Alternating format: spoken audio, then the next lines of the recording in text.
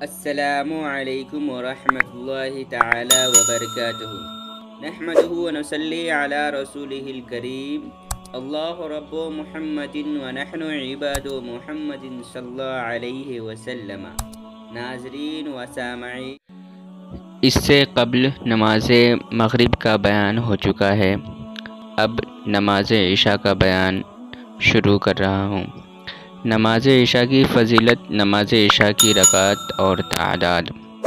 Number 1، ابن ماجہ حضرت عبداللہ بن عمر رضی اللہ تعالی عنہ سے راوی حضور اقدس صلی اللہ علیہ وسلم فرماتے ہیں، جو مسجد میں با جماعت 40 راتیں نماز عشاء پڑھے کہ پہلی رکعت فوت ہونے نہ پائے تو اللہ تعالیٰ اس کے لیے دوزخ سے آزادی لکھ دیتا ہے۔ سنت غیر موقدہ 4 رکعت، فرض 4 رکعت، سنت موقدہ 2 رکعت۔ نمبر 2، سب نمازوں میں منافقین پر گراں نماز فجر اور عشاء ہے۔ نفل 2 رکعت، وتر 3 رکعت۔ الحدیث طبرانی۔ نمبر 3، جو نماز عشاء کے لیے حاضر ہوا گویا کہ اس نے نصف شب قیام کیا۔ الحدیث بہقی۔ واجب۔ نمبر 4، وتر حق ہے، جو وتر نہ پڑھے وہ ہم میں سے نہیں۔ نفل 2 رکعت۔ نمبر 5، جس نے قصداً نماز چھوڑی جہنم کے دروازے پر اس کا نام لکھ دیا جاتا ہے۔ الحدیث ابو نعیم میزان۔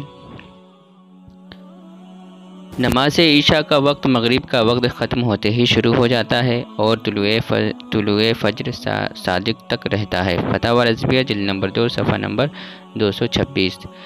عشاء کی نماز میں تہائی رات تک تاخیر کرنا مستحب ہے اور آدھی رات تک تاخیر مباح ہے۔ در مختار۔ نماز عشاء کی نصف شب سے زائد تاخیر مکروہ ہے۔ فتاوی رضویہ جلد نمبر 2 صفحہ نمبر 355۔ ابر یعنی بادل کے دن عصر اور عشاء میں تعجیل یعنی جلدی مستحب ہے اور باقی نمازوں میں تاخیر مستحب ہے۔ بہار شریعت۔ اگرچہ عشاء کی فرض نماز اور وتر نماز کا ایک ہی وقت ہے، لیکن دونوں میں باہم ترتیب فرض ہے کہ اگر کسی نے عشاء کی فرض سے پہلے وتر کی نماز پڑھ لی تو وتر کی نماز ہوگی ہی نہیں، وتر کو فرض کے بعد ہی پڑھنا لازمی ہے۔ در مختار عالمگیری۔ نماز عشاء کے متعلق اہم مسائل۔ مسئلہ، اگر کسی نے فرض کے بعد پہلے کی 4 رکعتیں سنت غیر موقدہ نہ پڑھی ہوں اور جماعت کے بعد پڑھنا چاہتا ہے تو جماعت کے بعد کی 2 رکعت سنت بعد کے بعد پڑھ سکتا ہے، اس میں کوئی ممانعت نہیں۔ فتاوی رضویہ جلد نمبر 2 صفحہ نمبر 617۔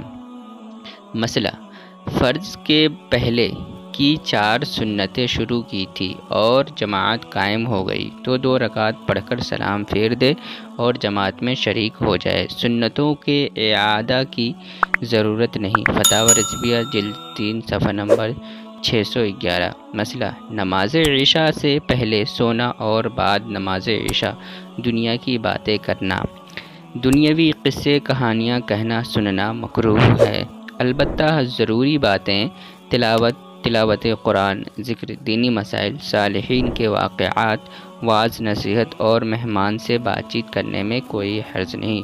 در مختار۔ مسئلہ، نماز عشاء میں آخری 2 رکعت نفل کھڑے ہو کر پڑھنا افضل ہے اور دونا ثواب ہے، اور بیٹھ کر پڑھنے پر بھی کوئی اعتراض نہیں۔ فتاوی رضویہ جلد نمبر 3 صفحہ نمبر 461۔ وتر نماز کے متعلق اہم مسائل۔ حدیث، ابو داؤد، ترمذی، نسائی اور ابن ماجہ حضرت علی رضی اللہ تعالی عنہ سے روایت کرتے ہیں کہ حضور اقدس صلی اللہ علیہ وسلم فرماتے ہیں کہ اللہ وتر یعنی ایک ہے اور وتر کو محبوب رکھتا ہے، یعنی لہٰذا اے قرآن والو وتر پڑھو۔ مسئلہ، نماز وتر کی 3 رکعتیں ہیں، اس میں قاعدہ اولا واجب ہے اور قاعدہ اولا میں صرف اتحیات پڑھ کر کھڑا ہو جانا چاہیے۔ اگر قاعدہ اولا میں نہیں بیٹھا، بھول کر کھڑا ہو گیا تو لوٹنے کی اجازت نہیں بلکہ سجدہ سہو کرے۔ بہار شریعت، در مختار، رد المختار۔ مسئلہ وتر کی تینوں رکعتوں میں قرأت فرض ہے اور ہر رکعت میں سورہ فاتحہ کے بعد سورت ملانا واجب ہے۔ بہار شریعت جلد نمبر 4 صفحہ نمبر 4۔ مسئلہ وتر کی تیسری رکعت میں قرأت کے بعد اور رکوع سے پہلے کانوں تک ہاتھ اٹھا کر اللہ اکبر کہہ کر ہاتھ باندھ لینا چاہیے اور پھر دعائے قنوت پڑھ کر رکوع کرنا چاہیے۔ بہار شریعت جلد نمبر 4 صفحہ نمبر 4۔ مسئلہ وتر میں دعائے قنوت پڑھنا واجب ہے۔ اگر دعائے قنوت پڑھنا بھول گیا اور رکوع میں چلا گیا تو اب رکوع سے واپس نہ لوٹے بلکہ نماز پوری کرے اور سجدہ سہو کرے۔ بہار شریعت عالمگیری فتاوی رضویہ جلد نمبر 3 صفحہ نمبر 445۔ مسئلہ دعائے قنوت آہستہ پڑھنی چاہیے، امام ہو یا مقتدی یا منفرد ہو، یا ادا پڑھتا ہو یا قضا پڑھتا ہو، یا پھر رمضان میں پڑھتا ہو، یا دونوں، یا دنوں میں پڑھتا ہو یا اور دنوں میں پڑھتا ہو، ہر صورت میں دعائے قنوت آہستہ پڑھے۔ رد المختار۔ مسئلہ جس کو دعائے قنوت یاد نہ ہو وہ ایک مرتبہ ربنا آتنا فی الدنیا حسنۃ وفی الآخرۃ حسنۃ وقنا عذاب النار پڑھ لے، یا 3 مرتبہ اللہم اغفر لنا کہے۔ مسئلہ وتر کی قنوت میں مقتدی امام کی متابعت کرے۔ اگر مقتدی دعائے قنوت سے فارغ نہ ہوا تھا کہ امام رکوع میں چلا گیا تو مقتدی امام کا ساتھ دیتے ہوئے رکوع کرے۔ عالمگیری رد المختار۔ مسئلہ جس مسبوق کو وتر کی جماعت کی تیسری رکعت کا رکوع ملا ہو وہ امام کے ساتھ سلام پھیرنے کے بعد جب 2 رکعت پڑھے گا اس میں قنوت نہیں پڑھے گا۔ عالمگیری۔ مسئلہ جس مسبوق مقتدی کی وتر کی جماعت کی تینوں رکعتیں چھوٹ گئی ہوں اور وہ قاعدہ اخیرہ میں جماعت میں شامل ہوا، وہ امام کے سلام پھیرنے کے بعد جب 3 رکعت پڑھے گا اس میں قنوت پڑھے گا۔ فتاوی رضویہ جلد نمبر 3 صفحہ نمبر 488۔ مسئلہ عشاء کی نماز قضا ہو گئی تو وتر کی قضا پڑھنی بھی واجب ہے، اگرچہ کتنا ہی زمانہ گزر گیا ہو، قصداً قضا کی ہو یا بھولے سے قضا ہو گئی ہو۔ جب قضا پڑھے تو وتر کی بھی قضا پڑھے اور وتر میں دعائے قنوت بھی پڑھے، البتہ قضا پڑھنے میں تکبیر قنوت کے لیے ہاتھ نہ اٹھائے جبکہ لوگوں کے سامنے پڑھتا ہو کہ لوگوں کو پتہ نہ چلے کہ قضا پڑھتا ہے۔ البتہ گھر میں یا تنہائی میں وتر کی قضا پڑھتا ہو تو تکبیر قنوت کے لیے قضا پڑھتا ہو، البتہ گھر میں یا تنہائی میں وتر کی قضا پڑھتا ہو تو تکبیر قنوت کے لیے ہاتھ اٹھائے، اور نماز کا قضا کرنا گناہ ہے اور گناہ کا اظہار کرنا بھی گناہ ہے، لہٰذا قضا نماز پڑھتے وقت کسی پر ظاہر نہ ہونے دے کہ قضا پڑھتا ہے۔ البتہ رد المختار عالمگیری فتاوی رضویہ جلد نمبر 3 صفحہ نمبر 624۔ مسئلہ رمضان میں عشاء کی فرض کی جماعت میں جو شامل نہیں ہوا وہ وتر کی جماعت میں شامل نہیں ہو سکتا۔ جس نے فرض تنہا پڑھے ہوں وہ وتر بھی تنہا پڑھے۔ فتاوی رضویہ جلد نمبر 3 صفحہ نمبر 481۔